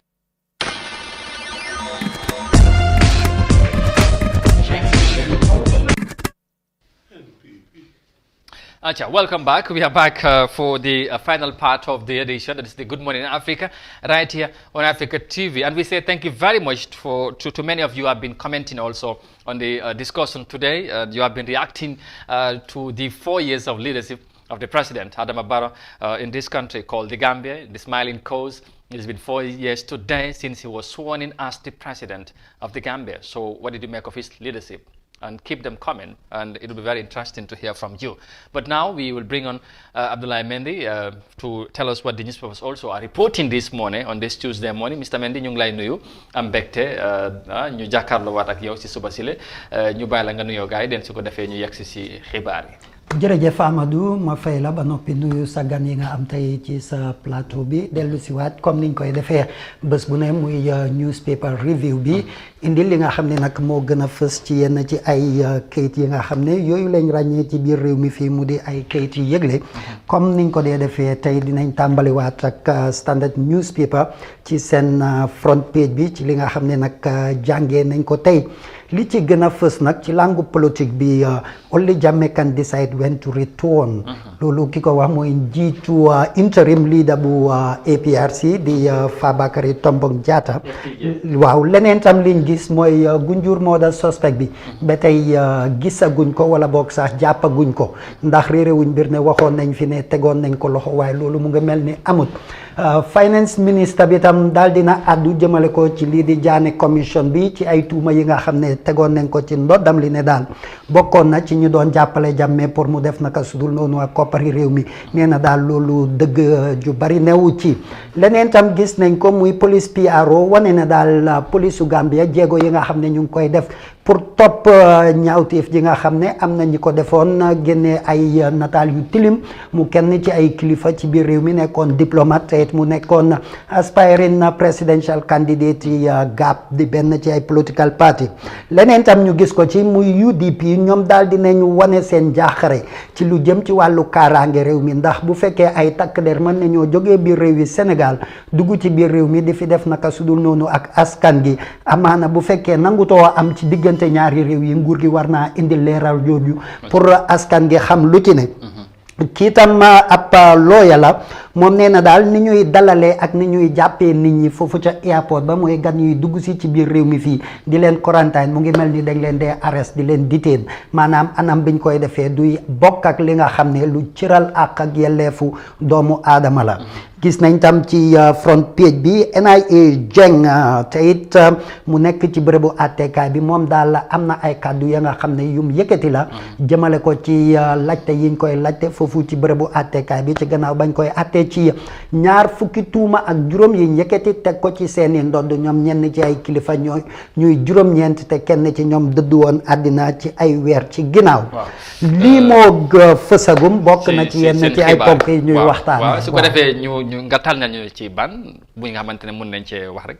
waaw ci li ñuy gën a waxtaanee mooy li ci gën a fës te it mu doon li askan gi di laam-laamee lu mën a nekk la wala déet waaye liñ ci ràññee tam mooy kii di FTJ ñu gën ko xamee ci honorable Fabakary Tombong Jatta di interim leader bu APRC moom daal dina wane tam ne daal kii di président Jammeh bu ci yàlla namee jàmm ci ay bés yu ñu dugg si nii nag dina dellu si waat ci biir réew mi te lim ci wax mu ne Jammeh kese waaw moom kese doomu moo mun a determine waaw mun a decide kan la war a ñëwaat ci réew mi waaw te Jammeh kese moom waaye yóbbul boppam de waaw waaye lim ci wax fi mu nekk nii daal mooy wane daal ne next week waaw Jammeh dina dellu si ci biir réew mi ndax nee na amul benn sart amul benn loi amul kenn ku mën a tere loolu mu nekk parce que Jammeh doomi réew mi la te it mu am sañ-sañ pour dellu si waat ci biir réew mi gannaaw ba nga xam ne ñëpp xam nañ li ko fi génnee ndax ñu ne bi mu fee génn naam dëgg la ci niñ ko gisee ci newspaper yi mooy du coobare boppam ndax lii di coow li amoon fii ci biir réew mi ci lu jëm ci langue politique bi ba mu war a am ay foreign force yu fee ñëw pour génnee ko waaye moom Fabakary nee na daal fi nekk nii du ay waxi politique wala ay waxi naxaate waaye li wér ba wóor daal ñu ngi séntu Jammeh ci biir réew mi fii ci ay bés yu ñu dégmal si kon Jammeh mu ngi ñëw waaw loolu FTJ loolu la wax waaw non balaa du ñaawru loo seega déedéet man I was like picking my Yaya Jammeh mu ñëw foofu laa jëm mu ñëw de noo dégg ko bu baax déglu bu baax man du ma dee jaxasoo moom aca dafa am sosé luy ndee wax iko kitim bon tiyo di néew men kuluma kam baabu ko sila loolu mooy lan koo xam ne elephantiasis xam nga ko waaw ku am elephantiasis nga tànka bi nu mu dee am xale bu mu yar noise du dee ragal noise kooku noise la every minute gum ci néeg bi gum du ko naa li maa wax mooy ne Yaya Jammeh su ñëwee everybody welcome it ñoom nguur gi seen boppa wax bi mooy Jammeh rek bu ne everybody in the country la we welcome it in the sense that non du loolu de dama déglu ma li ma la wax ne mooy yow FTJ moo ne Jammeh mu ne moom kese mooy determine mooy design kañ lay ñëpp si léegi loolu waxi FTJ la waaw man loolu ànd nga ci loolu wala loolu xarama mu wax la waaw am nga daay pour laaj ma lan laa fi foog waaw loolu laa la wax man duma FTJ te man duma dee waxaa Jammeh FTJ am na accès yooyu yëpp waaw non dama yow yaa ma dégluwul de man dama laa tontu nga ne ma ne mu ngi ñëw acca laajte bi na eggal léegi ma ngi laa déglu eggal man de ma ne waxi FTJ yow noo ko gisee est-ce que Jammeh loolu lu mën a am la wala yow noo ko gis man loolu rek laa la ci laaj xanaa man lan laa tontu non déedéet am yeneen saa dañ ne kaddu yu FTJ wax man la Yaya Jammeh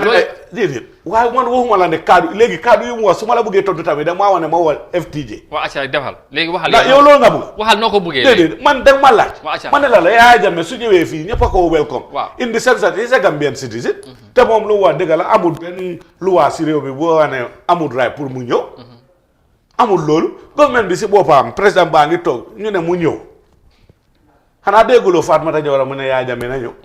na ñëw Yaya Jammeh su ñëwee de leena xam naa su ñëwee ñu nekk si nguur bi su nekkee dañ ko soxla pour yóbbu ko si loi ñu correction ko su nekkee dañoo seetaat beneen commission pour moom ñu seet ko waaye am na ray pour ñëw si réew bi wax na dëgg si constitution bi amul benn faana foo xam ne mu ne Yaya Jammeh cannot come back to this country loolu laa wax. ok waaw fine so whatever su ñëwee. loi bi dina jël koosam loolu du si man la des ak si yow. waaw si government la des. fine su nekkee dañoo seetaat beneen task force. non loolu leer na. ñu seetaat beneen task force. fine loolu leer na yow léegi joxe nga sa response man li ma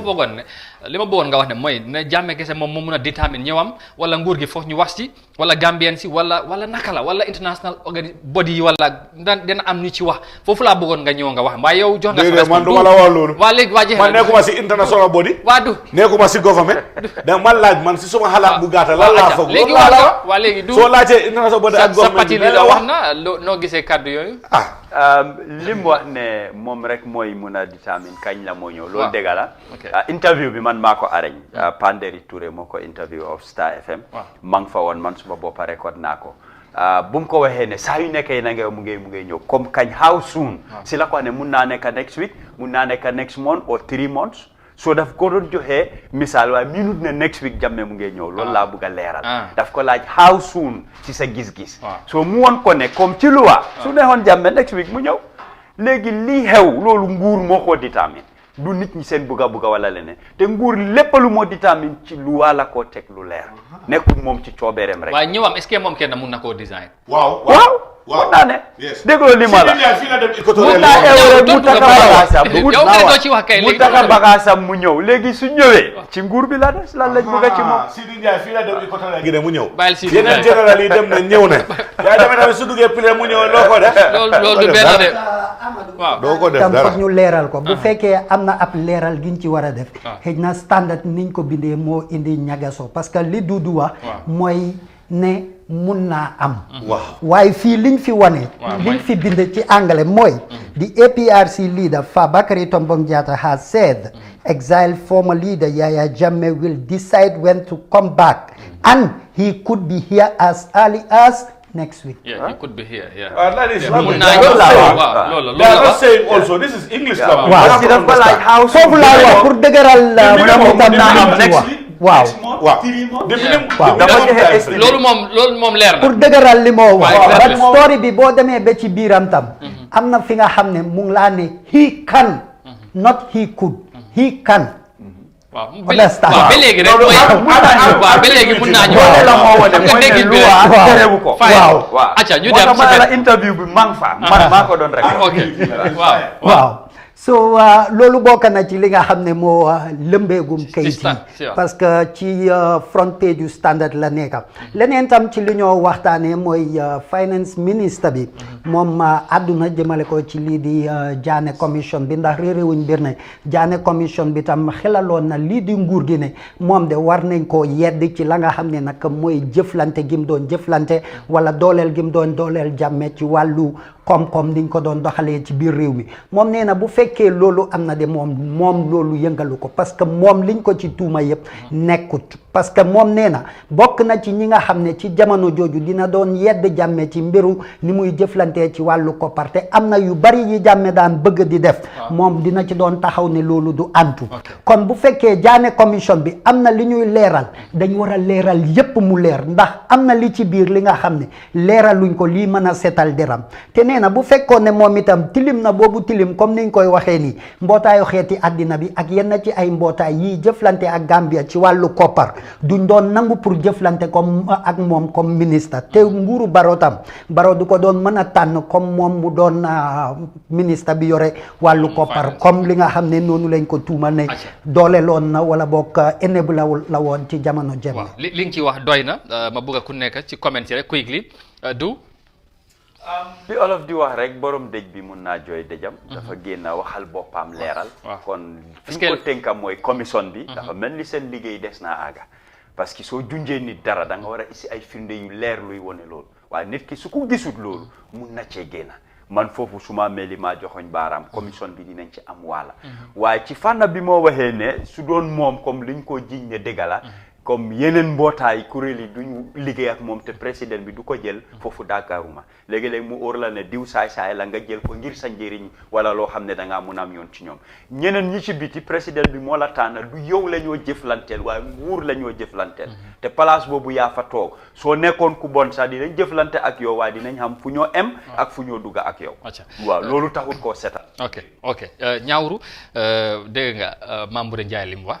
finance ministre bi ñu bari coone nguur gi dañ ko cover président bi dafa jege président bi moo tax recommendation si li ñu wax ci moom jaane commission bi nangu ko respect ak yu mel noonu dégg nga moom li mu wax loolu ban jàngat nga ci am li ma si jàng mooy rek mu ngi cover boppam musuloo gis sàcca bu dee ne man dama dee sàcc musuloo gis bandi bu ne man criminal la loolu amu fi koo gis rek dafa nekk si defensive side bi all the time li ñoo wax ne comme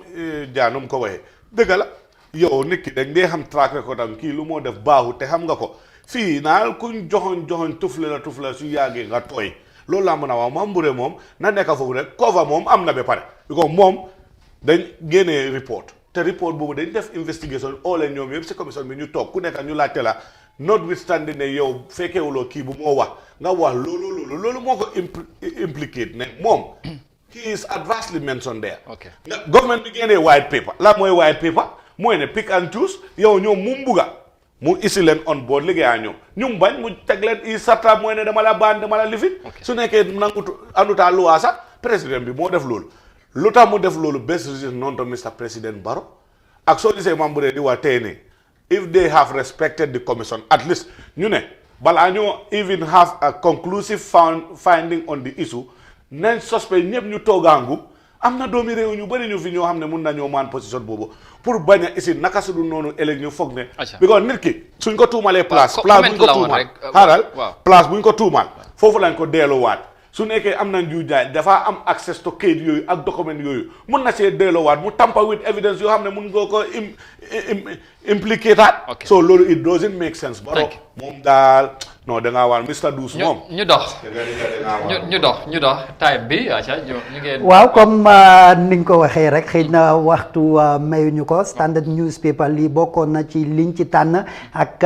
police yi gestu bi ñoo gestu ci lu jëm ci kii di retired General Bojang ndax réewuñ mbir ne amoon na jamono fii ay nataalam yu tilim yañ génne woon ci social media bi loolu nag am na ñu bari ñu ci joxoñ loxo bokk nañ ci ñenn ñi nga xam ne ñu ngi Europe ñeneen ñu ngi Amérique ñeneen ñu ngi bes Sénégal ndax police yi nee nañ ñu ngi continuer di gas mbir mi di ko seet lu waral lu ni mel itam ak ñan ñoo ci làqu def jikko jooju waaye ñoo fàttali leen tam ne général Bojang mi nag nekkoon na diplomate fii ci biir réew mi ndax toggaloon na réew yi Gambia ca Russia foofu ci ab jamono ci liggéey yiñ ko fa dénkoon rax ci dolli itam nekkoon na presidential candidate parti bi ñu xamee ci GAP loolu waral nag ba lii bi mu amee nag GAP ci boppam dañ ko dàq ci lii di kilifteef gañ ko dénkoon noonu te loolu nag taxoon moom ci boppam nee na mbir mi du ko bàyyi mu sedd faw mu lijjanti mu xam ñan ñoo bëgg a tilimal deram wala ñan ñoo bëgg a yàq lii di carrière ci biir réew mi waaw na yëfi leer rek waaw comme ñu ngi def investigation am nga président bi mu ne taay moom bëggul leen dem lay leer waaw réew mi tamit yëpp lu ci nekk dafa war a leer rek waaw Amadou Barrow ñu dem ci benn bare de yaa ko wax Barrow moo la gën a buggal leen dem dala du fi leer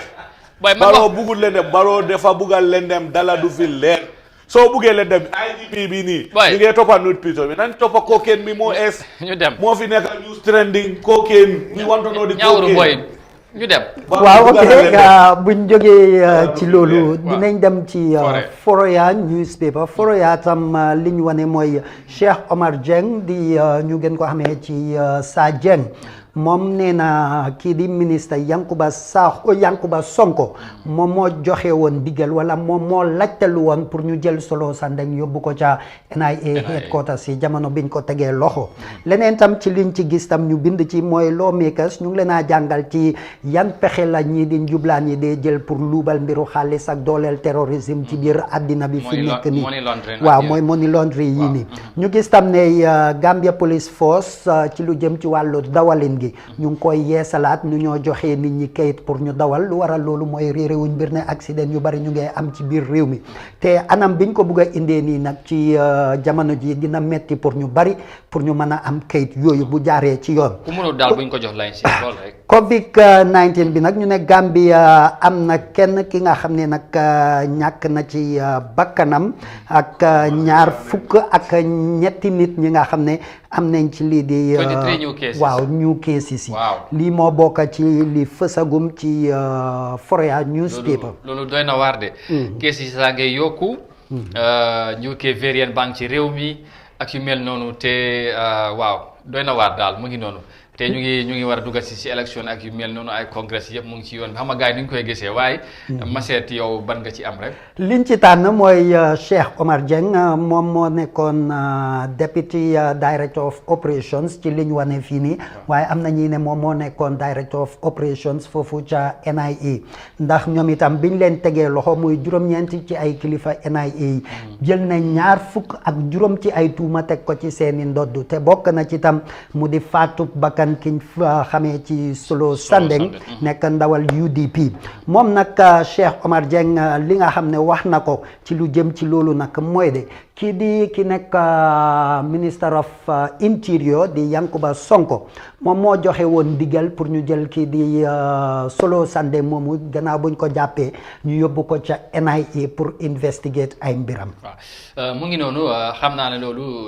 ndax dañ ci wax lu bari Sonko nekku ci réew mi Omar Dia li process bi nga xamante ne yëfi code la bëgguma gars yi comment ci parce que yëfi loi moom dafa mun fi ok waaw maa ngi jawale Yankuba Sonko mooy di current interior ministre waaw maa ngi ko jawale Ousmane Sonko waaye lu ci mënta xew comme mu ngi ci yoon affaire yi yoon la bëgguma gars yi comment ci loolu nañ ko bàyyee noonu indil ñu beneen.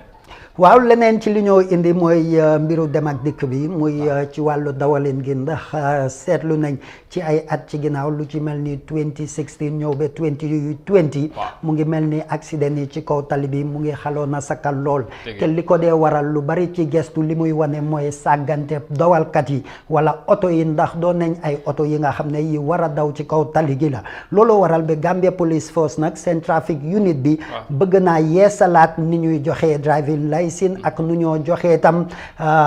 kayit pour oto yi war a mën a daw ci kaw tali bi testing bi nag ci atum ren ji dina xala metti lool pour ñenn ñi ndax ñu ne dinañ test sax ba test nit ki gis maanaam bëtam yi gis fu mu gis soriyaayam bi distance bi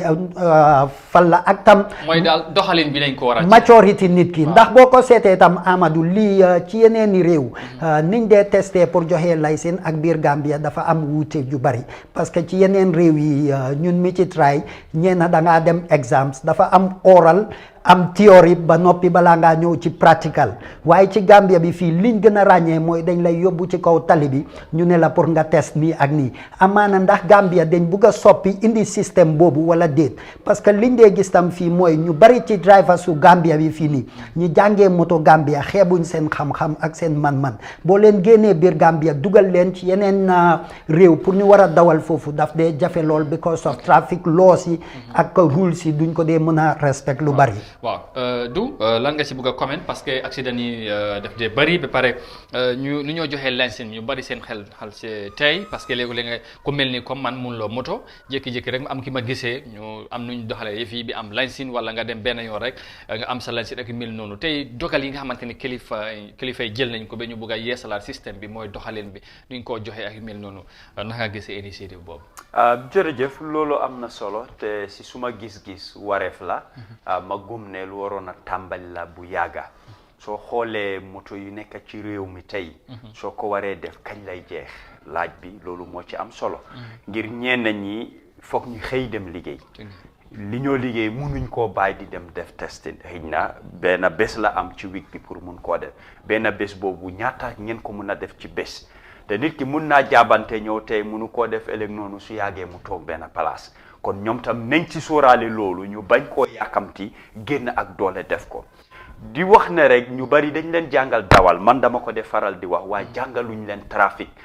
te Mr Mendy junj na ko fii dëgg la ñu bari xamuñ fu ñu war a taxaw tey sooy dawal moto distance bi nga war a bàyyi ak moto bu nekk sa kanam soo ko defee di nga gis ku la romba dugga ci diggante bi yëpp parce que lu tax xamut ko te dem nañ ba li nga xam ne driver bi du respecté lii luwaa bi lu dul police la gis mu taxaw police bi lim laa forcé pour yow sa njëriñ la benn misaal mooy aaye nañ fi nit ki di dawal di wax téléphone tey la gën a yokku bés bu nekk ma gis ko ci trafic bi te accident suñ la waxee dëgga lu ñàkk fayda moo ko dee waral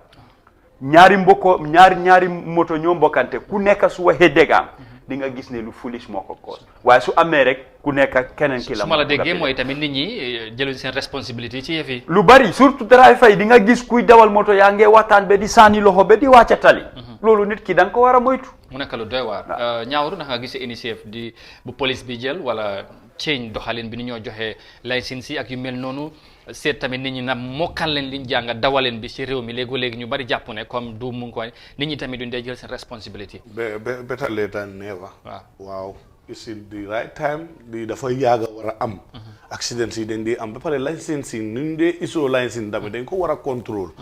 jëg nga lii am na njëriñ waaye lu si gën a mun a am njëriñ mooy ne balaa ngaa issue licence di issuance of licence moom moo gën a war a mun a contrôle balaa nit di am licence waaye fii is an open secret ne Gambia fii ñu dee am licence tri côté ñeneen ñi duñ dee egga testing period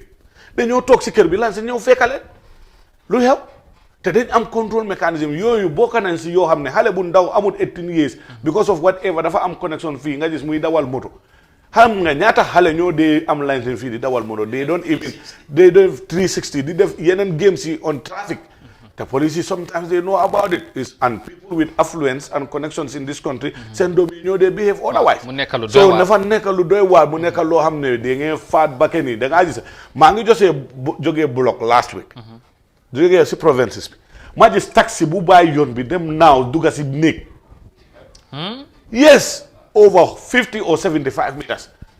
bàyyi tali bi yëpp naaw fence bi toj ko dugga si néeg cabinet la sax xaw ma cabinet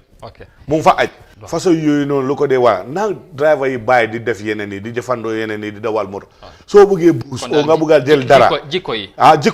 nañ ko tegee boor soo bëggee dawal moto naal bu jël dara loo xam ne mun na laa xaayloo mun na laa def loo beneen xalaa nga foog ne yow si plane nga nekka fekka si moto nga nekka because the life you may save may be your own xam nga ba pare road end user yi dañ dee bëri askan bi nañ moytu jërëjëf please loolu du liggéey police sax suñu liggéey la ñun waaw ok thank you very much Mr Mendy su ko defee ñu waaw Foroyaa newspaper lañ doon wane li nga xam ne moo ci gën a fës ci seen newspaper bi tey comme ni nga ko baaxoo di defee rek lii moo nekkoon yenn ci ay xibaar yi nga xam ne moom lañ leen indil tey ci Good Morning Africa pour tënkal leen ko ci gàttal rek leneen li ci biir nag moom am newspaper bi read ko mooy gën a leeral mbir mi daal incha allah jërëjëf ñu ngi lay gërëm di la sant beneen yoon ci taxawaay bi amati na solo ci ni ñu digtalee li nga xamante ne mooy ci xibaar yi nuñ ko defee su ko defee ñu jaajëfal la suba incha allah ñu dajawaat ak yow ci beneen édition thank you very much su ko defee mbokk yi tey fii la ñoo yemandi ñu gërëm bu baax Mr Mendy ci ni mu ko indee noonu waaye tamit gërëm ki nga xamante ne mooy Ñaawru Komba moom moo jiite ndaw yi KMC ci parti boobu di UDP United Democratic Party Ñaawru ñu ngi lay gërëm bu baax di la sant ci nit ñu teewe ñu waxtaan bi naka noonu Doudou Dia moom mooy deputy spokesperson bu APRC moom tamit ñu ngi ko gërëm di ko sant bu baax ci num ñu wuyoo ci jotaay bi ñu waxtaanee nag mooy tey la ñeenti at bi nga xamante ne waatloo nañ président Barrow mu jiite li nga xamante ne mooy réew mi at nag mala ren at mi la nekk at bu am solo ndax si la ñoo dugg ci beneen élection mooy décembre lu ñoo wax bari na incha allah ci yeneen jotaay nañ leen dalalaat ñu waxtaanee process bi naka lañ cee demee ak ñoom nuñ ko waajee ak yu mel noonu doxali réew mi ba léegi yooyu yëpp mu ngi suñu kanam waaye tey fii la ñoo mën a yemandi ndax waxtu bu ñu cëraloon jeex na ñu ngi leen di gërëm di leen sant ci ànd bi ngeen di ànd ak Africa TV toujours waaye tamit ci safo bi ak ci kóolute bi incha allah suba ak jàmm ci beneen edition mooy the midweek edition. Well viewers, once again thank you very much for the pleasure of your company. This is all how much we got time for today. We'll be back tomorrow for the midweek edition of the same program, and we say big thanks to our guest for coming, and bigger thanks to you the viewers as always for the pleasure of your company. Till we meet again tomorrow, thank you very much and do have a very, very pleasant day. Bye from us.